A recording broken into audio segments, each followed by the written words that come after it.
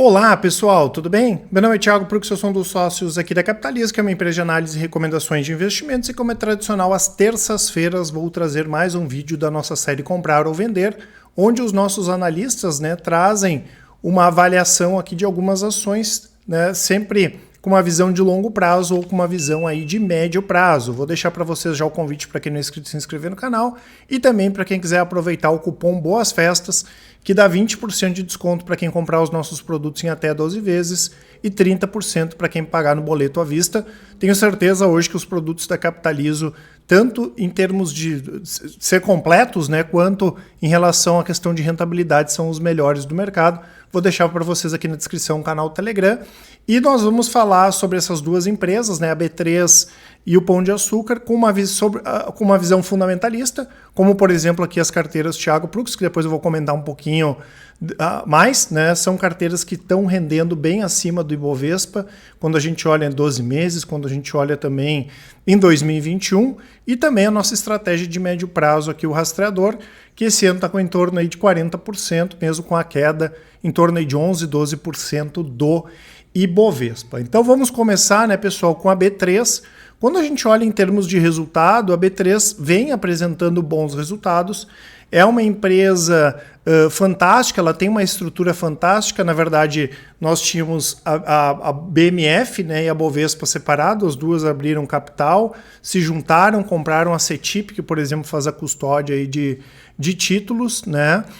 A gente não está muito preocupado nesse momento aí com a questão de concorrentes, até porque não necessariamente ou automaticamente uma concorrência vai significar menos clientes para a B3. Isso pode impactar, claro, na receita, mas no curto prazo a gente não enxerga isso acontecendo, até porque a B3 é uma das poucas bolsas no mundo aí que tem essa estrutura verticalizada, desde o momento que a pessoa compra a ação, faz a custódia, poucas bolsas operam nesse sentido, e além disso ela tem uma receita diversificada, não só com a movimentação de compra e venda de ações, opções, tem a parte de tecnologias, dados, serviços, inclusive ela finalizou uma aquisição essa semana muito voltada para essa parte aí de dados. Estão entrando no mercado também de software para o mercado financeiro, para competir com a Sinqia junto com a TOTUS. Então, uma empresa bastante interessante nesse sentido. A própria CETIP trabalha aí com a cadeia de financiamento de veículos e imóveis, oferece produtos e serviços que aceleram o processo de análise e aprovação de crédito também em todo o território nacional. Apesar de ainda ser a maior parte da receita voltada para a parte de mercado de capitais que cresceu nos últimos anos, ela vem diversificando aí, justamente para não depender só da parte de bolsa. Em termos de resultados, pessoal, mesmo com um crescimento operacional muito forte, a receita deu uma estacionada do ano passado para cá, daqui a um pouquinho a gente já vai explicar por quê, de 2,5 bi para 2,5 bi, a mesma coisa que a receita líquida, de 2.200 para 2.254. Ainda assim, pessoal, o lucro é muito alto, Se a gente olhar a margem aqui e olhar o lucro recorrente, que é sem efeitos esporádicos, a gente está falando de 1.200 para uma receita líquida de 2.200. Então ela tem uma margem bastante elevada, até porque a estrutura da companhia também é uma estrutura bastante enxuta. Então, em termos de negócio, não há que se falar, com certeza é um excelente negócio aí a B3. Só que o que acontece, pessoal? Nós tínhamos para o longo prazo uma recomendação na B3, o pessoal recomendou venda, acho que foi no final de 2019, considerando o preço atual ali, que teve desdobramentos, foi na casa dos R$15, hoje ela está na casa dos R$11, R$12. E o que aconteceu? A gente entendia assim, que era um processo natural da B3 baixar algumas taxas, até porque algumas taxas estavam bastante elevadas, então seria um processo natural, mas ali no final de 2019 eles divulgaram a nova política de taxas, que no entendimento do pessoal da análise aqui ia prejudicar um pouco os resultados caso a empresa não conseguisse compensar com novos clientes. Então, o que acontece? Tu cobra menos do teu serviço, tu precisa ter mais clientes usando o teu serviço. Basicamente isso. E na época a gente fez inclusive alguns questionamentos para a B3 que não foram respondidos de forma adequada e de lá para cá o pessoal da análise preferiu ficar pensando no longo prazo fora da B3. Como eu falei, longe de ser uma empresa ruim, né, bem pelo contrário, mas, né, a gente não tinha algumas informações que eram necessárias ali para dar continuidade das ações da B3 na carteira. O pessoal preferiu recomendar venda. Acabou até sendo bom, porque a ação que entrou no lugar da B3 até acabou subindo mais aí do que a B3, que acabou caindo. Só que o que acontece, né, pessoal? E talvez até isso possa explicar um pouco a baixa das ações, fora essa questão da concorrência, que nesse momento a gente não acha que é tão preocupante, é porque todos os outros momentos de mercado que nós tivemos uma alta da taxa de juros e uma baixa da bolsa, diminuiu o número de investidores. Então, caso nós tenhamos agora, na virada do ano, o juros subindo, a inflação subindo e a bolsa caindo e aumentar o número de investidores, isso vai ser a primeira vez que vai acontecer. Claro que no longo prazo é outra história, né? Nenhuma empresa sempre vai ter trimestres positivos, tá? Mas aqui a gente pode pegar uma situação diferente do que nós pegamos lá em 2013, 14, 15, que a receita se manteve estável e o lucro se manteve estável, que é justamente a baixa aqui das taxas, a margem está caindo.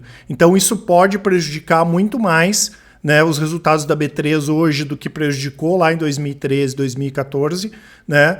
E tem aquela questão, será que quem estava comprando as ações lá em 2013, 14, 2017, 2018 trabalhava com essa expectativa de diminuição de margens?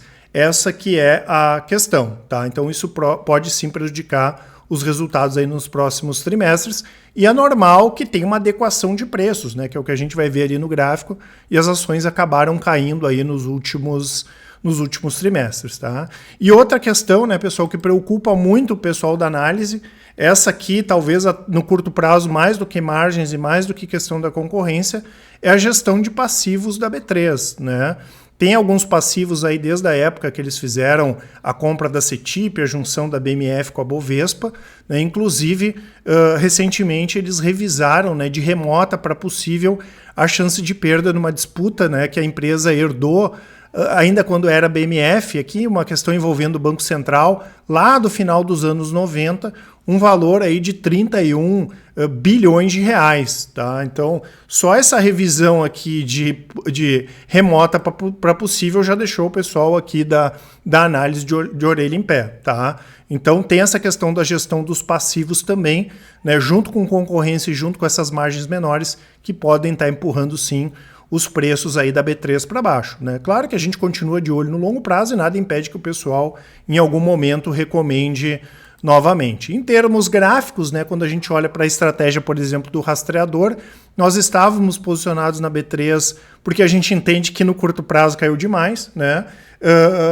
Aqui, se a gente for olhar, teve uma queda de quase 50% do ano passado para cá. No nosso entendimento, não seria para tanto assim, né? Olhando com uma visão mais de curto prazo, tá? Mas a gente montou uma posição e já desmontou, tá? A gente vendeu ali na casa dos R$14, está esperando o melhor momento para voltar aqui para B3. E quando a gente olha graficamente, né, pessoal, tá bem interessante aqui, já que ela está batendo numa linha de tendência de longo prazo, uma linha de tendência de que começou a ser formada lá em 2016. Claro que se ela perder esse movimento aqui, a ação pode cair bastante, né? O pessoal da análise gráfica ali estima que poderia cair lá para casa dos R$5, R$6, que seria uma queda de mais de 40%, 50%.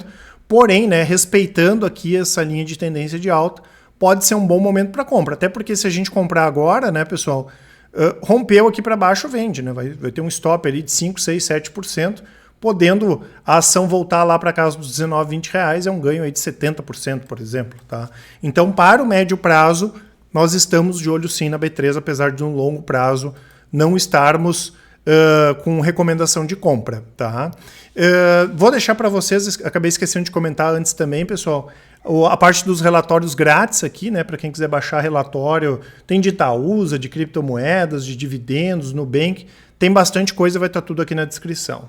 E a segunda ação é o Pão de Açúcar, né? O Pão de Açúcar é uma empresa gigante, né, pessoal? Para vocês terem uma ideia, é líder, né, na parte de varejo de alimentos na América do Sul, tá?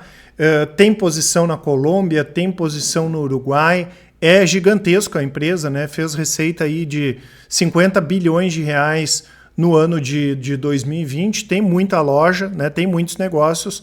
Agora, a gente já comentou algumas vezes, né, que pelo fato de ter o controle do Grupo Cassino, o Grupo Francês, é bem complicado, né? A gente lembra quando o Cassino estava junto lá na gestão da Via Varejo, né? A Via Varejo chegou a ter um CEO que trabalhava meio período. Como é que uma empresa vai funcionar com um CEO trabalhando meio período, né? Então a gente entende que não é boa essa gestão, ela tira a chance de Pão de Açúcar crescer mais, né? Tanto que quando a gente olha aqui os 9 primeiros meses consolidados de 2019, 2020 e 2021, a receita cresceu muito pouco, mesmo a receita líquida cresceu muito pouco, e o resultado final, aqui prejuízo em 2019, nos 9 primeiros meses, o ano passado, e agora teve um lucro de 28 milhões de reais. Tá? Então, para o longo prazo, seria o caso, né, para quem acredita na saída aí do Grupo Cassino, que é o que a gente acredita que vai acabar acontecendo também, né? Eu poderia apostar aqui, poderia investir, né? Apostar não é uma palavra boa, mas poderia investir aqui no Pão de Açúcar. Para o pessoal da análise aqui de longo prazo, está um pouco fora do nosso perfil. A gente prefere... Tem algumas empresas de recuperação, sim, mas esse aqui é um caso muito complexo, tá? Por outro lado, pessoal, até pelo fato da empresa ter esses problemas, o Pão de Açúcar é uma ação muito barata, né? Então, quando a gente olha hoje o Pão de Açúcar... tem a parte do Grupo Éxito, né, que eles compraram por aproximadamente 10 bilhões de reais, eles têm em torno de 97%, eles têm 34% da Cenova, que está listada lá na Europa, né, essa empresa tem um valor de mercado acima de 5 bilhões de reais, tem um monte de imóveis, inclusive a gente viu, né, o que aconteceu da outra vez quando eles venderam os imóveis pro Açaí, né? Tocaram goela abaixo lá pro Açaí, já que o Pão de Açúcar é um dos controladores, tá? Então, assim, quando a gente soma as partes do Pão de Açúcar, vale mais do que o valor de mercado hoje da empresa, tá? Mas foi o que eu falei, para longo prazo isso não nos importa muito porque o pessoal aqui da análise não gosta muito. Porém, quando a gente olha para o médio prazo e tem uma empresa que tem todos esses possibilidades de gatilho, de triggers, né? Que foi o que aconteceu outra vez com a venda para o Açaí, para a gente é interessante sim, porque a gente pode nos posicionar, por exemplo, para médio prazo e sair uma notícia boa e a ação disparar, que foi o que acabou acontecendo justamente a outra vez, né? O que aconteceu aqui, pessoal? Nós acabamos nos posicionando no momento certo. Claro que isso aqui é muito mais sorte do que qualquer outra coisa, né, pessoal? A gente não esperava que a ação ia subir 20% de um dia para o outro, mas a gente tinha se posicionado 2, 3 dias antes, inclusive com opções, e quando deu essa disparada aqui, chegou a subir 17%, 18% de um dia para o outro. Como graficamente ficou complicado aqui em cima, né? Ficou um candle, que a gente chama essas barrinhas lá no meio do gráfico, o pessoal da análise preferiu encerrar a operação, tá? Depois as ações acabaram saindo, né? Do momento que a gente encerrou até agora, elas caíram em torno aí de 32%, 33%, mas novamente aqui elas começaram a ficar, né, nesse período aqui lateral na casa dos 21,70, 22 reais, então é outro ativo que nós estamos de olho. Não achamos que seja interessante para o longo prazo, mas para uma operação aí mais de médio prazo pode ser interessante sim. Por quê, pessoal? Porque se perder aqui esses 21,70, o pessoal vende, recomenda a venda, né? Então seria um stop, é uma perda aproximada de 5, 6%. Se só voltar lá para os 34, onde estava antes, é 54%. Eu não estou dizendo que vai voltar, né? Mas é esse tipo de avaliação que o pessoal da análise faz, tá? Então B3, né? Quem tem B3, ficar muito de olho em relação a essa questão de concorrência, em relação à questão das margens e principalmente do passivo.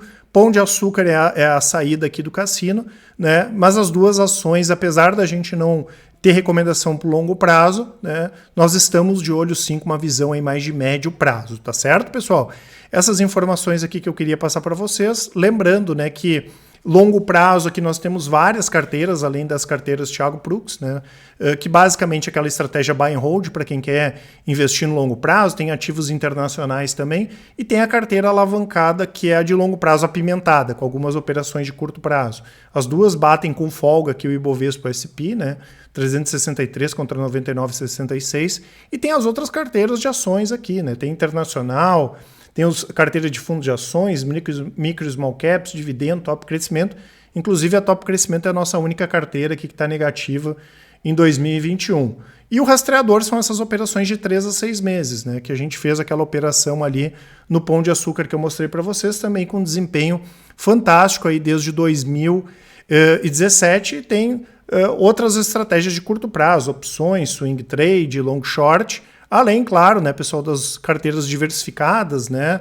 Para quem quer renda fixa, fundos, tem carteira de criptoativos e também a parte de fundos imobiliários e REITs, né, que são os fundos imobiliários, os primos americanos dos fundos imobiliários. Então não esqueçam de aproveitar aí a nossa promoção, né? E aqui na descrição vão ter todos os contatos da Capitalizo, tá? Quem quiser mandar um e-mail, para quem quiser nos chamar no WhatsApp, no Telegram, mandar um áudio, uma mensagem, com certeza o pessoal do atendimento vai auxiliar a todos, tá certo? Um grande abraço e ótimos investimentos. Até mais.